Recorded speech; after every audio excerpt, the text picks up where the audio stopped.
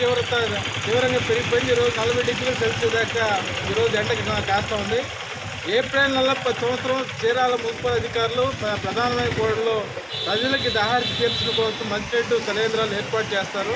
కానీ ఈ సంవత్సరం చలివేంద్రాలు కూడా ఏర్పాటు చేయలేదు. ఎవరైనా స్వచ్ఛంద సంస్థలు ఏర్పాటు చేస్తారని చెప్పి ముందుకొచ్చినా కానీ వాళ్ళకి ఎన్నికల నిబంధనలు చేసుకోవడం వాళ్ళకి పర్మిషన్ ఇవ్వకుండా చలివేంద్రాలు పెట్టడానికి పర్మిషన్ ఇవ్వడం ఆటంకాలు క్రియేట్ చేస్తున్నారు. అదే సందర్భంగా కరెంటు డిపార్ట్మెంట్ వాళ్ళు కూడా ఈ సందర్భంగా ఈ ఎండలకి అసలే ప్రజలు తీవ్రమైన ఇబ్బందులు పడతామంటే మధ్యాహ్నం పూట కరెంటు ఏ టైంలో కట్ చేస్తున్నా అర్థం కావట్లేదు.